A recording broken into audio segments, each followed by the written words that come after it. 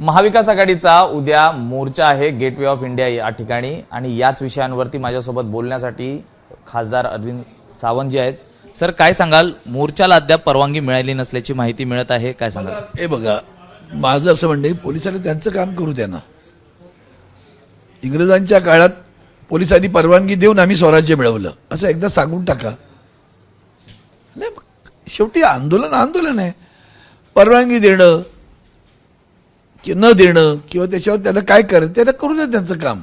आम्ही आमची जबाबदारी घेतली की नाही. आम्ही त्यांना परिसर पत्र दिलंय, त्यांनी आम्हाला कुठेही लेखी नकार दिलेला नाही. उगाच त्यांच्यावर आणखी प्रेशर कशासाठी आणता? नकार दिलेला नाही. सौहार्दानं त्यांच्याशी संवाद झाला. त्यांनी उलट मला विचारलं कसं कसं करणार आहोत, पण त्यांना वाटलं शांततापूर्ण आहे ना.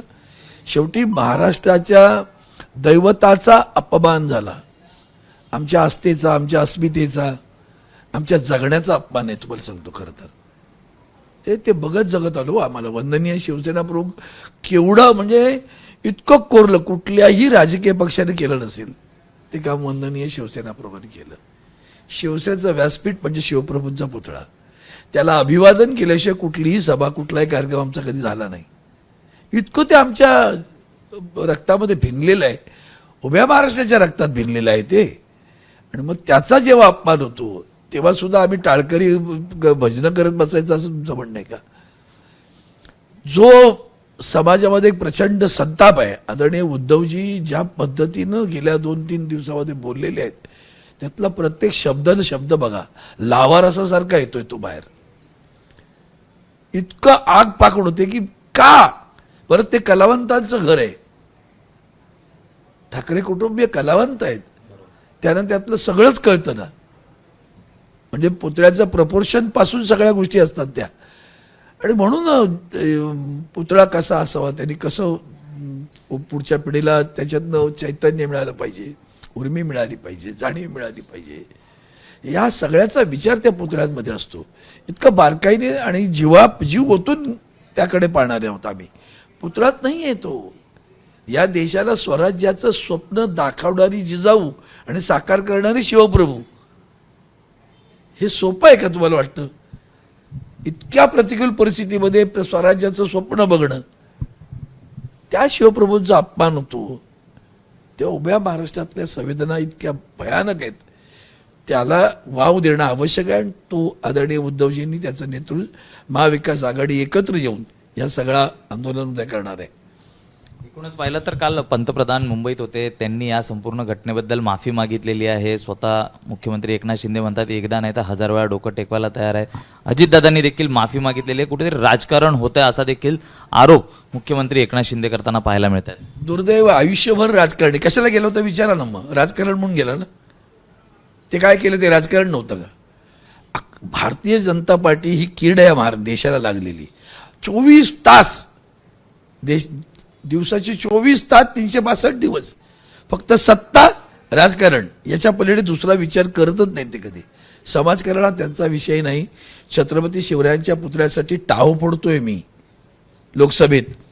आम्ही आमच्या पूर्वीच्या व्हिक्टोरिया टर्मिनसला छत्रपती शिवाजी महाराज टर्मिनस नाव दिलं.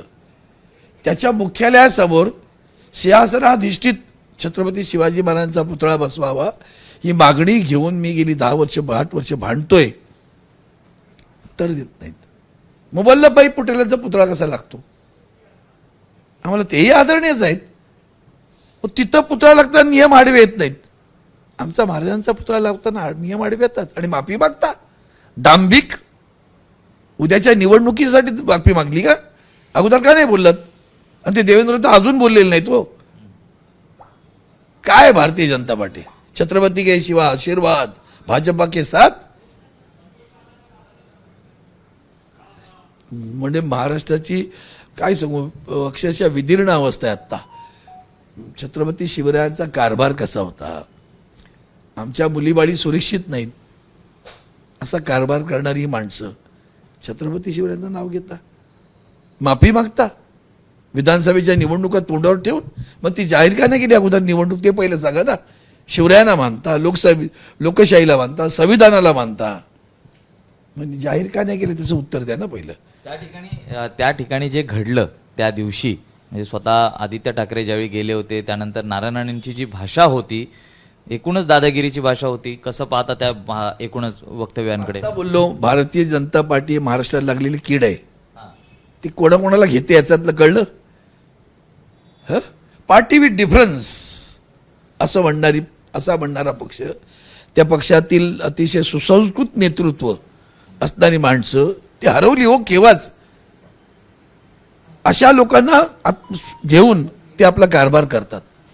म्हणजे विचार करा त्यांच्या पक्षाचे हाल काय आहेत ते. म्हणून आपण विचार केला पाहिजे की आपण कुणाला सोबत घेऊन जात आहेत ते पहा. छत्रपती शिवरायांच्या पुतळ्याचं तो कोसळल्यानंतर ते छायाचित्र बघवत नाही बरं का. ते सोशल मीडियावर आलं तेव्हा सुद्धा पाण्याने डोळे डबडबले.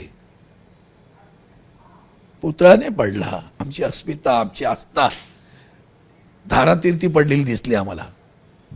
आणि अशा वेळेला जर आदित्यजी ठाकरे किंवा आणखीन कोणी नेते जरी गेले असतील तर त्याचं स्वागत करायला पाहिजे. सांगायला पाहिजे या मी तुमच्या सोबत येतो, तुमच्या आणि माझ्या संवेदना सारख्या आहेत.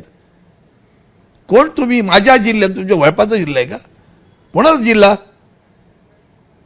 कोणाचा जिल्हा? मालक आहात का तुम्ही? का तुमच्या घरात येतोय आम्ही? येवा कोकण आपलंच असा. या वाक्याला किती छेद देणारं वर्तन आहे ते बघा ना, म्हणजे कळेल. ही संकुचित कपटी माणसं, कुटील माणसं, कारस्थानी माणसं घेऊन तुम्ही कारभार करताय. जनाची नाही मनाची तरी लाज बाळगा जरा तरी. दुसरीकडे आपण पाहतोय महायुतीत विधानसभा निवडणुकीच्या पार्श्वभूमीवरती जी काही जागा वाटपावरनं भांडणं सुरू आहे ते देखील पाहायला मिळते. मात्र कालचं तानाजी सावंत यांचं विधान हे देखील लक्षणीय आहे. राष्ट्रवादीसोबत बसण्यास एकूणच कुठेतरी मन जड करत असल्याचं ते म्हणतात. मन जड कर म्हणजे काय शब्द वापरले ते मला माहिती नाही. ते ऐकलेत मी आता परत. ओकारी येते वर असं बोललेत काय काय. त्यांच्या आई वडिलांची क्षमा मागून म्हणतो. काय तुम्ही पुत्राचं नाव ठेवलं तू? असा पुत्र होऊ नये असं वाटतं. कुठे तो तानाजी, कुठे हा तानाजी नाही आनाजी आहे. चुकून तर लागला असेल कदाचित. कृतज्ञ माणसं आहे ती, न बोललेलं बरं. अजितदादा पवारवर विषय सोडून द्यावं. एकूणच वर्तन, अहंकार आणि कृतज्ञता यांचा मिलाप म्हणजे ती माणसं आहेत सगळी. सर दुसरीकडे एबीपी माझाने एक रियालिटी चेक केला होता. मुंबईतल्या महत्वाच्या रुग्णालयांमध्ये जाऊन सीटी स्कॅन आणि MRI साठी महिनोन महिने तारखा मिळत आहेत. अनेक ठिकाणी MRIच्या मशीन्स बंद आहेत. याकडे कसं पाहता? रुग्णांचे मोठ्या प्रमाणात हाल होताना पाहायला मिळत आहेत. लुटारा महापालिकेला, लुटारे महापालिका लुटारे असं एकमेव कारभार सुरू आहे. भिंती रंगवता, थोबाडं रंगवता. माणसाच्या गरजा काय आहेत? झाडाला रंग देता, त्यांना दिवे लावता, दिवाबत्तीवर आणखी दिवे लावता. काय कारभाराचे दिवे लावलेत पाहिलं का? तुमच्या प्रश्नात उत्तर आलं. एवढा पैसा असणारी महापालिका, तिला 2-4 हजार कोटीला लुटली तर आहे. तुम्हाला साध्या साध्या गोष्टी ज्या प्राथमिक गरजा आहेत त्यावर मी स्वतः, आमच्यासोबत माझे आमदार अजय चौधरी, दगडूदादा सकपाळ, आमचे सगळे नगरसेवक, माजी महापौर, आम्ही सगळ्यांनी मिळून KMC हॉस्पिटल समोर निदर्शनं केली होती, आंदोलन केलं. आम्हाला लिखित साहेब ताबडतोब करतो आम्ही, 2 महिन्यात करू, 3 महिन्यात करू. आता लोकांना वर्षावर वाट पाहावी लागते. KM हॉस्पिटलची तर हॉस्पिटलचीच काळजी घेतली पाहिजे. तिथल्या डॉक्टरांचं कौतुक आहे, तिथल्या सगळ्या सेवेकरांचं कौतुक आहे. इतका प्रचंड दबाव त्या हॉस्पिटलवर असतो की विचारू नका. रुग्णांची बापरे इतकी गर्दी असते की विचारू नका. त्या ह्याच्यात ते काम करत असतात. त्या डॉक्टरांबद्दल तर आस्था आहे, पण त्यांना लागणाऱ्या सुविधा न देणारी महापालिका, हा काय मुंबई महापालिकेचं भूषण आहे का हे? महानगर असू द्या किंवा आणखीन KM असू द्या. महानगरपालिकेच्या एकूणच अर्थसंकल्पात कोट्यावधी रुपयांची तरतूद ही आरोग्य विभागासाठी करण्यात येते. मात्र नायर विभाग असो त्या ठिकाणी MRI बंद आहे. KM मध्ये तर 1 वर्षानंतर MRIची अपॉइंटमेंट मिळत आहे. ही किती गंभीर आहे? तुमची टॅगलाईन किती सुंदर आहे. उघडा डोळे, उघडा ना डोळे. आता काय म्हणजे मला सांगा, तरतूद ही तरतूद कुठे केल्यानंतर त्याचा पाठपुरावा करणं, त्या तरतुदीचा उपयोग करून घेणं, याला कोण लागतो? नगरसेवक आहे का? लोकशाही आम्ही नॅरेटिव्ह केलं, नॅरेटिव्हपणे. बघा लोकशाहीचा कसं गळा घोटला जातोय तो. 2.5-3 वर्ष होऊन गेली हो मुंबई महानगरपालिकेला. नगरसेवक नाही शहरामध्ये. ते बिचारे माजी नगरसेवक आहेत ना, ते आजही तसेच कष्ट करत असतात. पण मग त्या नगरसेवकांना किंमत नाही आणि तिकडचा पालकमंत्री घरात घुसलाय. हा आनंदच आहे सगळा. त्या महापालिकेच्या 100 वर्षाच्या इतिहासात घडलं नाही. आणि पुन्हा ह्यांना भूखंड वाटप सुरूच आहे. तिथला क्लब घेऊन गेले, आता मंत्राची जवळची जागा जमीन देतात. माझ्या एका संस्थेने आता 2.5-4 वर्ष होत आली. आम्ही काय काम करतो, मी कधी डांगोरा नाही पिटला, नाही दिला आम्हाला. महापालिकेची शाळा मागितली, नाही दिली. मग यांना कसं बसतो चौकटीत सगळे नियम पडलेत ना. रिकामी शाळा द्या ना, नसेल आम्ही करू शकतो परत घ्या, काढून घ्या. पण त्या वास्तूचीही वाट लावतात आणि तिचा सदुपयोगही करू देत नाहीत. असले हे कारभार, राज्यकारभार करणारी माणसं आहे ती. म्हणून त्या औषधांवर, त्या मशीन्सवर, सिटी स्कॅन असेल, MRI असेल, हे आता अधिक पाहिजेत. एक नव्हे, 2-2, 3-3 MRI असायला पाहिजे. इतकी गर्दी असते हॉस्पिटलला. पैसे नाहीत, आम्हाला पैसा आहे, लुटतोय ना आम्ही. तुमच्यासाठी थोडाच आहे, आमच्यासाठी येतो, लुटा. मुंबईच्या जनतेने सुद्धा ह्या गोष्टी विसरता का म्हणे. लाडकी बहीण आठवते का रे? बहीण आजारी पडली तर MRI नाही बरं का. बहीण आजारी पडली तर CT स्कॅन नाही. ढोंग आहे सगळं निवडणुकीच्या तोंडावरचं. सावध व्हा. तर नक्कीच या ठिकाणी सूचक इशारा हा अरविंद सावंतांनी दिलेला आहे. सावध व्हा. आणि ज्या पद्धतीने हा संपूर्ण कारभार चालू आहे यावरती देखील प्रश्न उपस्थित केलेला आहे. व्हिडिओ जर्नलिस्ट अनुप रस्तोगीसह मी सूरज सावंत, ABP माझा, मुंबई.